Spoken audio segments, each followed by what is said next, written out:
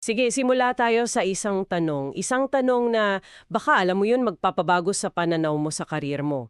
Paano kung yung pinaka-defining moment ng leadership mo ay hindi pala yung araw na na-promote ka, kundi yung araw na pinili mo lang kumilos, walang nag-utos, walang permiso? Oo, Para sa pag-uusapan natin, susuriin natin yung mga ideya galing sa librong Impact First. At ang mission natin, alamin kung bakit yung paghintay sa titulo, isa palang tahimik na krisis.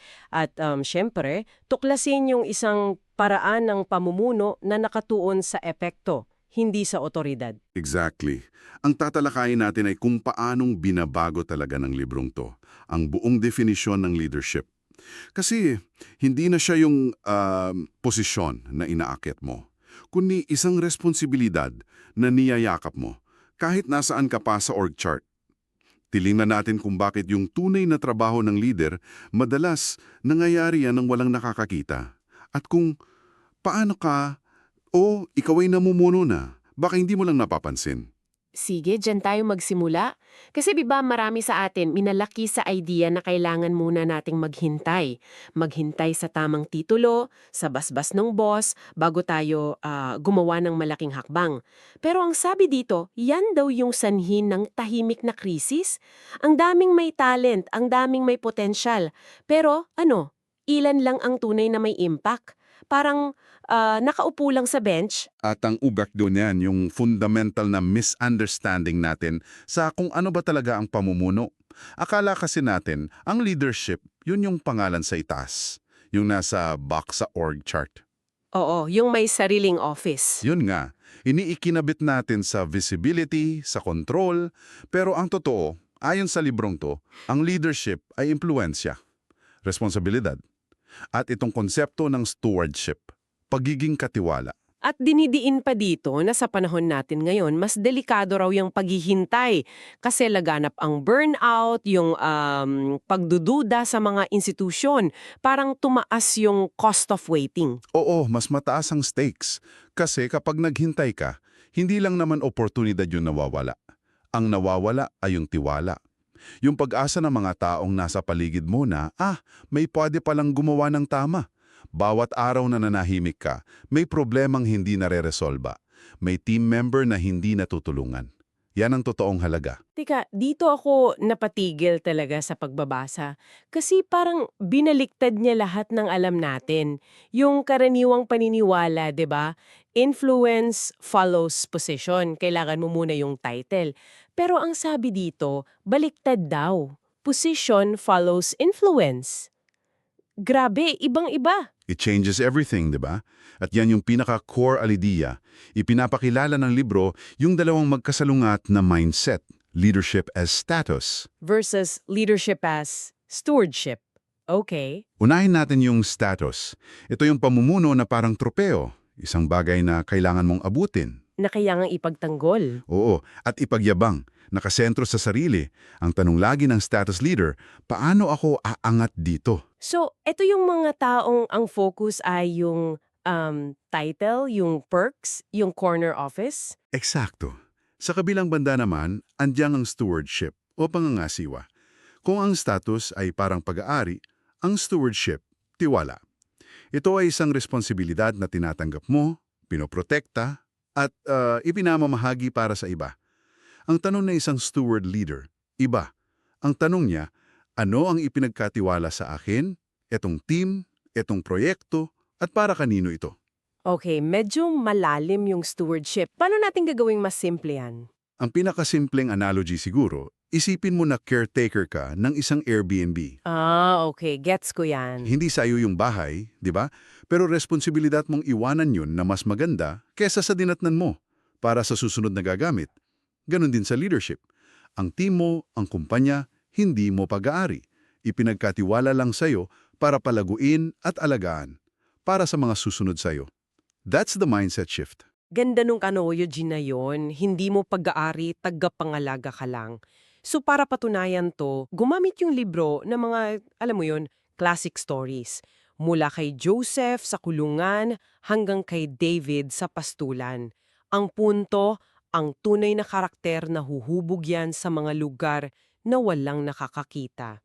Pero, dali natin yan sa panahon ngayon. Ano ang katumbas niyan? Magandang tanong. Ang tawag ng libro dyan, Formation Before Function. Paghubog bago yung formal na gampanin.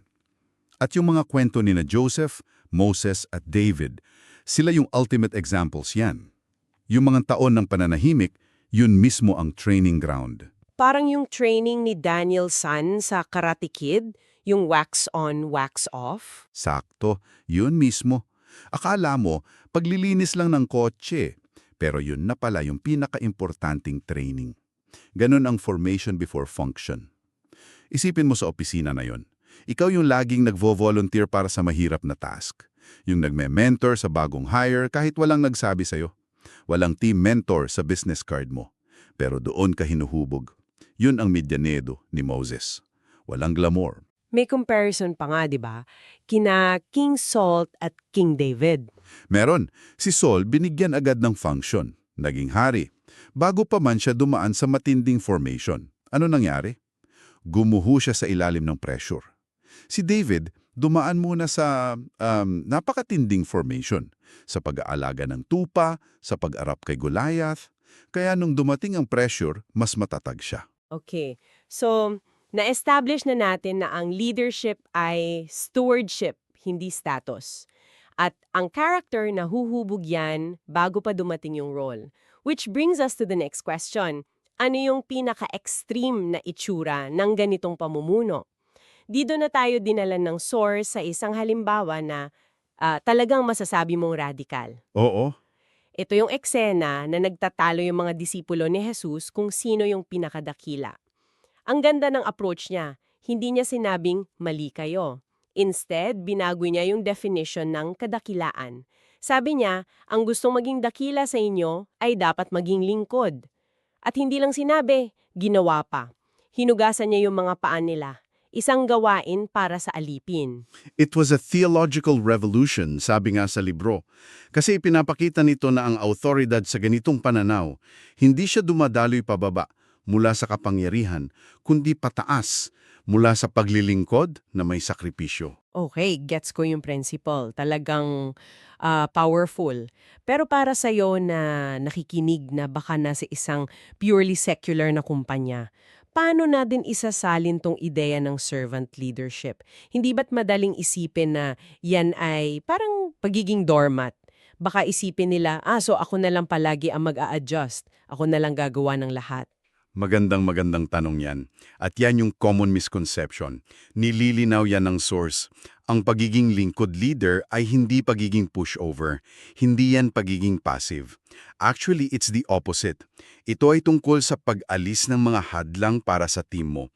Manager ka ba? Ang trabaho mo ay hindi mag-utos. Ang trabaho mo ay siguraduhing may sapat na resources at suporta ang team mo. Yun ang modern-day paghuhugas ng paa, pag-alis ng dumi o mga problema para makagalaw sila ng maayos.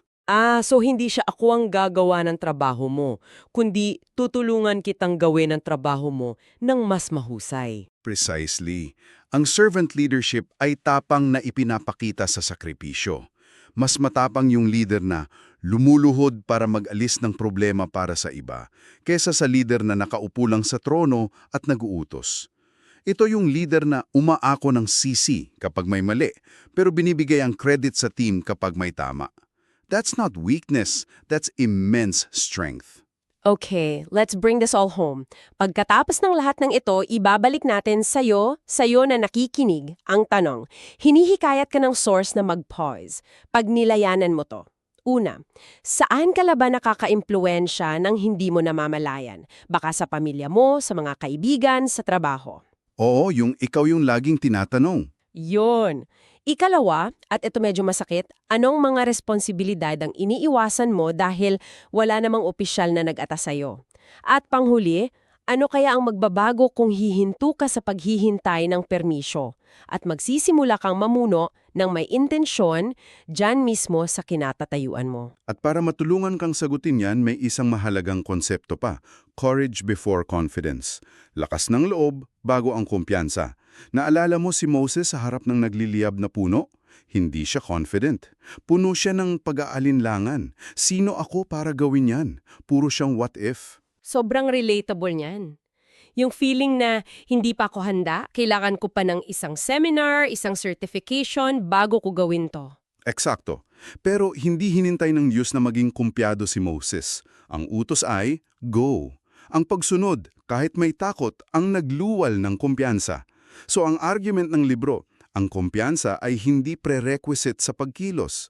Resulta ito ng pagkilos. You don't wait to be confident, you act, and confidence follows. Wow! Confidence is a result, not a prerequisite. Ang bigat nun. It is. At sa huli, ang sukatan ng tagumpay sa ganitong pamumuno ay hindi katanyagan, kundi katapatan. Sinasabi sa source na ang pinakamataas na papuri ay hindi mula sa tao, kundi yung well done, good and faithful servant. Ang pamumuno ay pagiging tapat sa kung ano ang ipinagkatiwala sa iyo, gaano man kaliit, yung paggawa ng tama kahit walang pumapalakpak. So anong ibig sabihin ng lahat ng to para sa nakikinig sa atin ngayon? Malino ang mensahe. Ang pamumuno ay hindi nagsisimula sa isang promotion. Nagsisimula ito sa isang desisyon. Ang desisyon na akuin ang responsibilidad para sa impluensyang hawak mo na. Ngayon, hindi bukas. Ngayon. Okay, so may hamon ka para sa kanila. Meron. Isang pangwakas na kaisipan para sa'yo. Subukan mong i-drawing o ilista. Imapa mo yung tinatawag mong sphere of influence. Isipin mo yung mga taong direktang naaapektuhan mo araw-araw. Pamilya, team sa trabaho, mga kaibigan. Sa loob ng circle na yan, ano ang isang maliit, ngunit tapat na hakbang ng pamumuno ang pwede mong gawin ngayong linggo? Kahit na posibleng walang sino mang makakapansin.